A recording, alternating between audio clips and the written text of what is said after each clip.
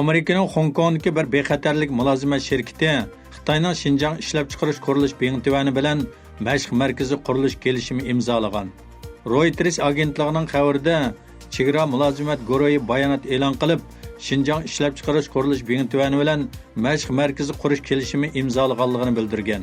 Kelishim mazkur shirkat bilan Xinjiang ishlab chiqarish qurilish bentuvanining tumshuqdagi Sauxo sanoat bog'cha markazida imzolangan. Sauxo paxta to'qimchilik sanoat bog'chisi 2013-yildan boshlab qurilishga boshlagan.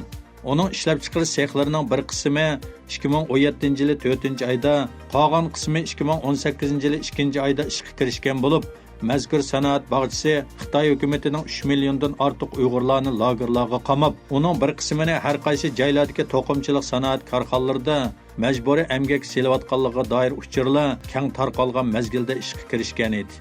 Reuters agentligining bildirishicha, chegara mulozimat shirkati bayonot kelishimining 11-yanvar kuni Beyjingda imzolanganligi, murosimga Tumshuq shahri va Zhongxin Guan guruhi cheklash shirkati amaldorlarining qatnashganligi bildirilgan bo'lsa-mu, lekin kelishimining mazmuni haqida hech qanday uchur bermagan.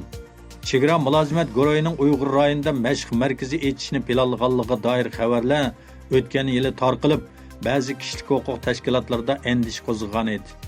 Ular Xitoy hukumati Uyg'urlarni yig'ib olish lagerlariga qamab, ularga zulm qilayotgan, Xitoyning izderaksiz g'oyib bo'lganlarning oqibati haqida nima uchun uchur bermayotganligi, shuningdek lagerlarda tan jazosi yuz berayotganligi, kishilarning o'layotganligiga doir ahvollarni bildirib, bu o'rinlarning ochiq-oshkor emasligini tanqid qilgan bir vaqtda, bu shirkatning mazkur rayonda mashq markazi qurib, Xitoyga bexatarlik xodimlarini tarbiyalab berishining to'g'ri bo'lmaydiganligi ilgari surilgan edi.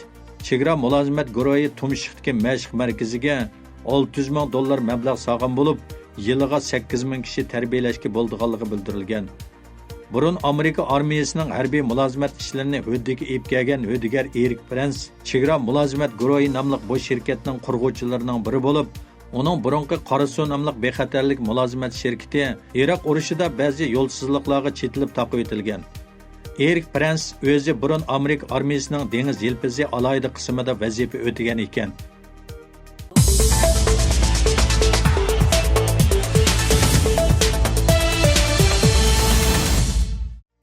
Erkin Osiyo radiosi xabarida Beyjingda echilayotgan 13-navbatlik xalq qurultiyi 2-umumiy yig'iniga qatnashayotgan atalmish Xinjiang vakillar o'miki 5-mart kuni hukumat xizmatidan berilgan dokladini maxsus muzokara qilgan.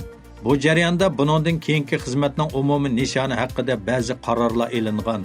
Tangirtog' to'rining 6-martdagi xabarida Xitoy sekretari Chinchongo o'mak boshlig'i bo'lgan mazkur vakillar o'mikiga o'mak yig'ini ochgan.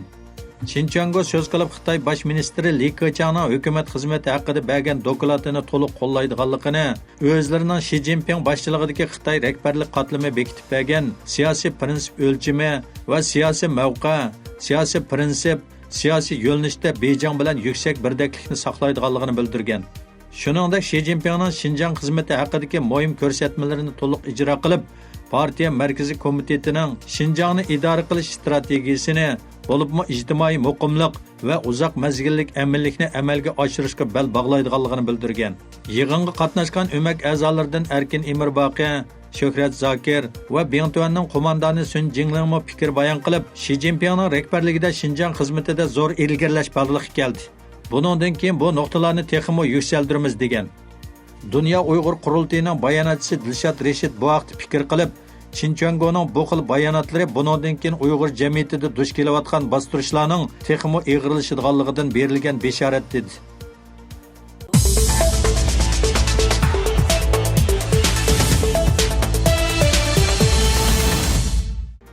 Xitoy kommunistlarining Sharqi Turkistondagi siyosiy bostirish harakati butun dunyoning zo'r diqqatini qo'zg'amoqda.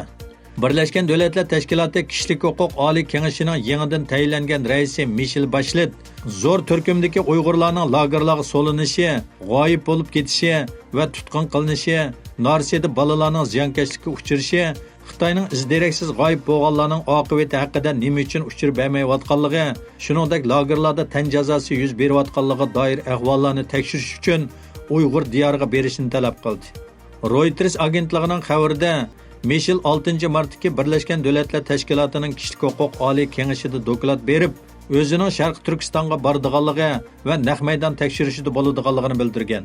U bu haqda to'xtalib, muqimlik va bexatarlik barliq xalqlarning haqlariga hurmat qilish asosida barpo qilinishi lozim degan.